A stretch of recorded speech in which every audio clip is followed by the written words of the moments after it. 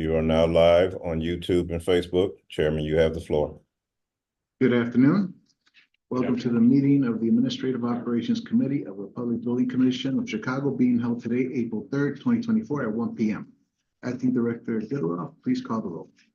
Thank you, Chairman. Chairman Maldonado. Here. Commissioner Randall. Here. Thank you, Acting Director Gitteroff. First item on the agenda is approval of the minutes from the meeting held March 6th, 2024. Move to approve. Motion approved.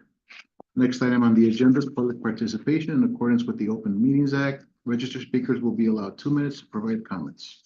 There are no registered speakers today. Thank you. Next item on the agenda is report by Director of Procurement, James Portman. Good afternoon, Chairman, Commissioner Randall, Acting Executive Director Gitteroff. I have two brief reports for you today. The first is our report on task order awards for specialty consultant services. There is one task order that was issued since last month. That is for surveyor services for the Chicago Public Safety Headquarters project. That was issued to Landmark Engineering LLC in the amount of $14,240. Any questions on the surveyor task order? No. All right. My next report is on the appointment of a firm to provide architect of record services for the Logan Square plazas. Those plazas are two joined pieces of land located at 2550 North Milwaukee and 3127 West Logan Boulevard.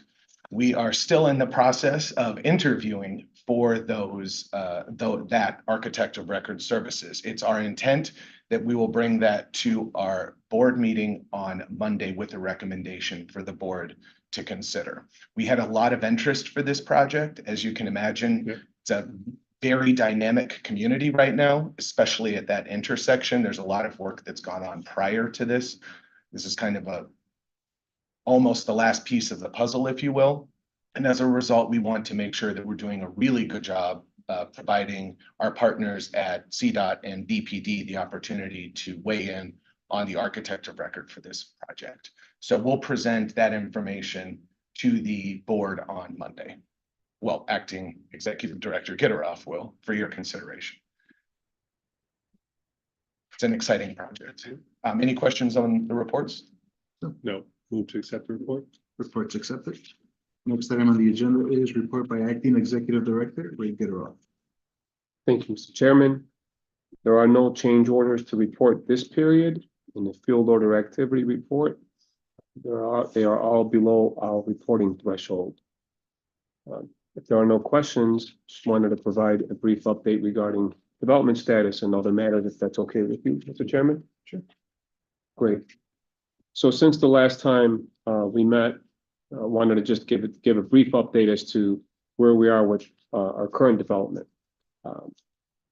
During the last period, we approved a revised undertaking for the Westside Learning Center in the amount of $15 million, thanks to you and thanks to our board members.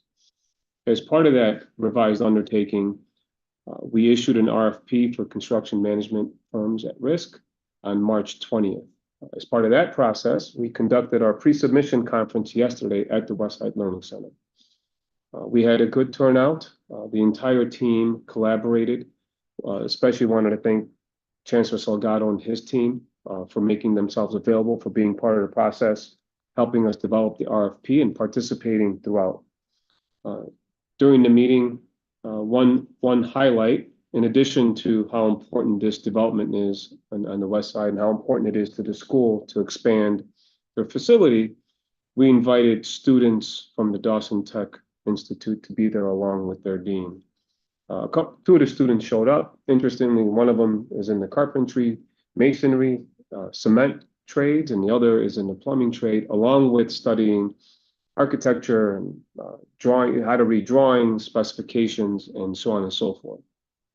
As part of that collaboration, the RFP requires that the construction managers not only engage the Dawson Tech or students currently enrolled in the city college's vocational programs such as Dawson Tech, but it also requires them to hire a minimum of 2 students, sponsor them into the union, so that within 30 days of issuance of the NTP, those two students would have union cards in their hands, as sponsored by the CMs that are working on the project. Important to note, at a minimum, right? How we get there is after we issue the NOA. Currently, we anticipate a May board approval of the CM. I say anticipated because everything's subject to change, of course, but assuming May board approval, notice of award being issued in May, within 2 weeks of issuance of that NOA, we will coordinate with city colleges to meet with the students and the city colleges to identify those students that are interested, capable, and willing to work on our project. The two students that did attend the pre-submission conference couldn't be more impressive to all of us. Not only were they interested, but they were engaged. They asked questions. They were taking pictures of the presentation material. They stood up and indicated to everybody who they were, why they were there, what they're studying, and what their interests are. In addition to that, they were asking for business cards, which was really the nicest part of the entire pre-submission conference, aside from all the work that the team put into conducting the meeting with everybody, was that element. Because as we've said before, we're not building buildings, we're trying to build communities together. You along our side, along with our rest of our commissioners and our chairman. So we're really excited about that. As we continue to collaborate with city colleges on future work, we intend on implementing the same requirements. It is our intent to engage these students that are studying these vocational programs to be part of our project, not just at the beginning, but all the way through substantial completion. So we anticipate the West Side Learning Center being substantially complete by fourth quarter, November of 2025. So the entire time, the students will be at the table, learning, studying, experiencing not just what happens when you wear a tool belt, but what happens when you're participating in the pre-construction services, trade contractor procurement, estimating, risk management, compliance, all of the things that we do here. We want to make sure that we pay that back to these students that attended yesterday and other students that are going to be part of our entire process. So that is exciting for us, and it's something that we all believe in, and I know it's something that all of you echo as well. So appreciate that support. Regarding the Morgan Shoal project, on March 21st, we conducted our second community meeting. The first was on February 22nd. We have another one scheduled on April 25th, and we anticipate one towards the end of May. I'm happy to say that our Commissioner Randall and President Pretwinkle attended our meeting on March 21st. And Commissioner, I can't thank you enough for being there for us, for being supportive of our effort. And I'll do the same with President Pretwinkle. Having her present meant the world to all of us and our partners from the Park District, our partners from CDOT and the Army Corps of Engineers. In addition to that, Alderman Robinson was there as well and provided his support. So we look forward to continuing that effort. We answered questions from the February 22nd meeting, and we'll do the same on April 25th and answering questions from the March 21st meeting. The most important aspect of that meeting, aside from having you and President Pretwinkle present with us and Alderman Robinson, is that the community residents and the stakeholders that attended the meetings are aware that we will be starting the permitting process on April 1st, which was yesterday. So that's part of our transparency and honesty with the community, that we're not just there to let people know what we're doing or why we did it, but we're there to listen and communicate. In some cases, in most cases, most of the concerns have already been addressed or they're being addressed. In other cases where it may be a challenge, we're going to look for opportunities to try to mitigate some of the requests so that we can start the process and invest in this important infrastructure, not just at Lakeshore Drive, but specifically the Morgan Shoal, the revetment of the restoration work that we're doing. So that was important to us. I know it was important to all of you, so thank you again. As part of our effort to continue our dialogue and communication and collaboration with the construction industry and professional service industries, we started conducting quarterly meetings with our assist agencies. The last meeting that we held was on March 21st. We had a good a good turnout with our assist agencies. We committed to doing 6 things at a minimum, and I just made some notes for myself. We committed, number 1, to continue to conduct these follow-up meetings, and our next meeting is in fact scheduled for June on a quarterly basis. We committed to the timely closeout of subcontractors, especially those subcontractors, as you know, Chairman, that finish their work by the time we're 50% complete with the project. So there will be no reason to hold on to a subcontractor and keep them open if they finish the work in the first 2 months of an 18-month project. So I think that was appreciated. Well, we will continue to work on enhancing our payment process so that we can ensure timely payments to our contractors. That will include continued training with the contractors and subcontractors, which is something that we implemented years ago. We also committed to the assist agency to meet with their membership. So it's not just come to the PBC, and those meetings are virtual and in person, the ones that we conduct here, but we also wanted to meet the assist agencies where they are with their membership.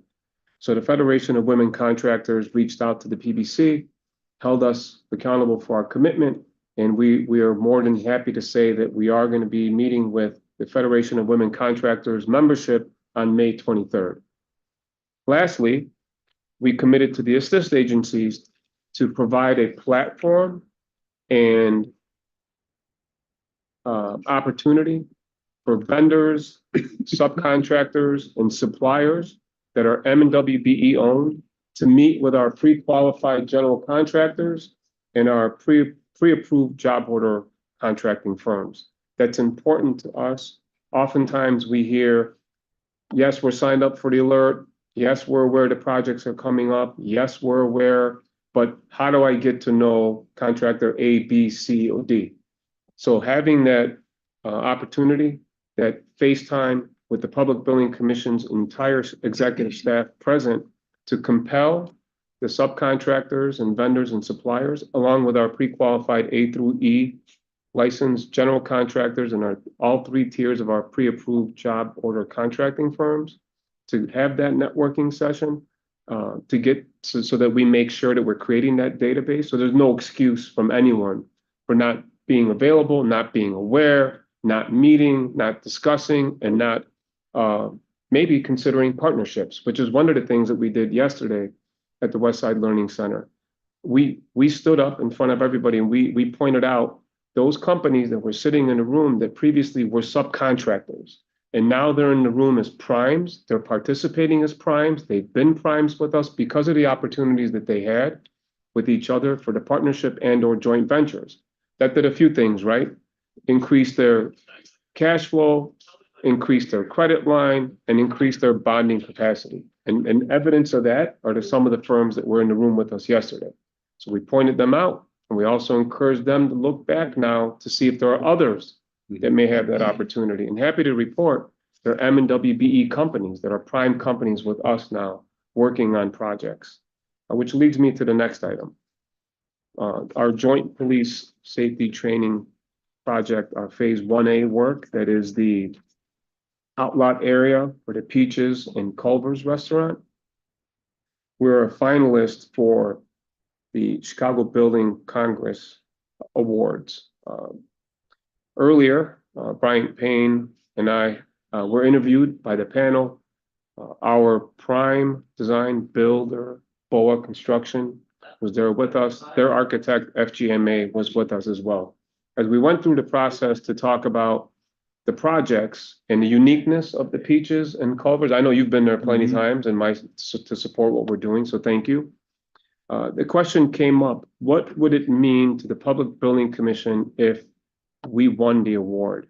And I indicated that the award is one piece of the puzzle. The bigger piece of the puzzle is the fact that not only was the opportunity there, but BOA Construction, who is the prime design builder, absolutely took advantage of the opportunity, successfully delivered the project, worked with a minority-owned tenant in Culver's, worked with the city of Chicago, worked with the first responders, worked with 2FM to create a master plan for the entire campus.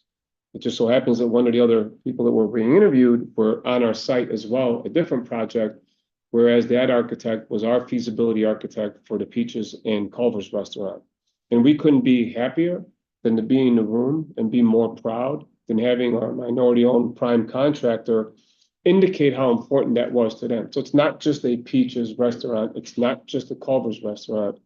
The intent, the courage that it took from the administration to deliver a project like this in a community that's been underserved is you can't find that anywhere else. So not only is it a Peaches and a Culver's restaurant, not only is the owner of Culver's also a African-American man that cares about the community, but he's hired everybody that's working there from the community.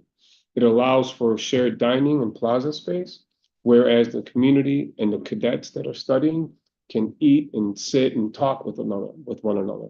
But the entire intent of building more trust between the community and first responders. That's one piece of the master plan.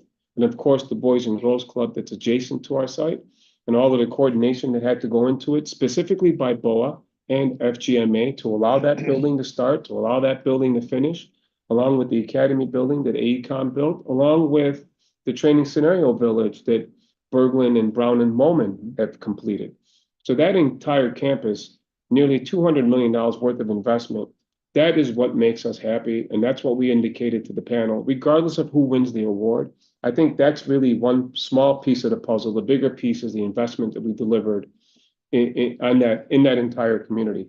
And I can't thank Alderman Mitz enough for her support throughout the process. So that concludes my report. I just wanted to end it on some of those notes that are, I think, as important to you as they are to us. So at first, I want to compliment you and the whole team on the work you did for the Morgan Shoal public meeting. I have worked in that community over the years, and I know that the special challenges they bring. You and your team did as well as anybody I've seen. That also recognizing the Park District and Army Corps folks, everybody had clearly listened in the previous meeting and had come back with really thoughtful responses in that meeting. And so the meeting went well, I think, for that reason. So you should all be congratulated for that, and just have to keep doing that. But it's that was very impressive because I've seen them go sideways many times, those types of meetings. With respect to working with city colleges, I just want to recognize that those are really important projects. The work that city colleges do to really help young people as they're making career choices, particularly in the trades, is a real thing. My brother, I only have one brother, went to Dawson back in the 80s and got a trade in HVAC and has been doing that work his whole life. So I think those are very real opportunities to train young people who are making decisions they may not want to go to college, and this may be the better fit for them, and they can make really thoughtful decisions about their future and do really well. And so I just want to recognize, I'm glad that we're doing that work as well. Thank you. Thank you very much for those kind words, and I couldn't agree with you more that vocational education is a key to a lot of success and livelihoods and everything you said. So thank you. Real people and real Chicagoans are benefiting from those type of training programs. Absolutely, and the kids that were there with us yesterday, I think you would see. Yes, I mean they're part of our family. I mean it was that important to them, and some of us shared our own personal stories with them. So Patty, thank you for doing that. Just to make it even more real, because it's not just we're talking at kids. It's got to be believable. Yep. And all of us from different backgrounds, and we're all a reflection of these communities that we're working with. And I think that meant a lot to them, because after the meeting, when I went to speak with them, I said, let me tell you about some of our stories, and now look at us. So you could do even better than that. So I appreciate everything you said, and I agree with you 100%. Thank you. all right. Thank you. And just to add a little bit, I mean, I agree 100% with what you're saying. It's again, I congratulate you and your staff for all the hard work with all these projects, but also going back to Dawson Tech. I am a product of Dawson Tech. That was the stepping stone for me to get into the trades. And it's a great program that actually works. And I applaud you and your staff for getting involved and trying to get people. It's that union card is not just a card they put in their pocket. It's like a passport for them to go work anywhere. They could work in their community, and it opens up the doors for them for a great career. It worked out for me, and I'm pretty sure it could work out for a lot of people. If I could be of any assistance to go talk with these students and share my story and be that somebody they could look up to. They could see someone that was sitting in that same chair they were sitting and relate to that story. I mean, I'm there to help out in whichever way I can. Well, thank you. So I'm gonna take you up on that because. Please do so. Please do so. Because after the pre-submission conference, when I met with the dean and the two students, I offered to meet with their entire student body so we can come in as a group, whether they're attorneys, procurement professionals, union professionals. And I think having students exposed to what we do is gonna go a long way. So they took me up on that offer, just like I'm taking you up on your offer. Yes, please. I wouldn't, and I know that you're gracious that way and yeah, so that's why we're in these seats, right? We have to make a difference. Thank you. Again, good job. You make the motion? Motion. Oh, okay. I'm sorry, we did all field order and change order. Move to accept the report. Report is accepted. Is there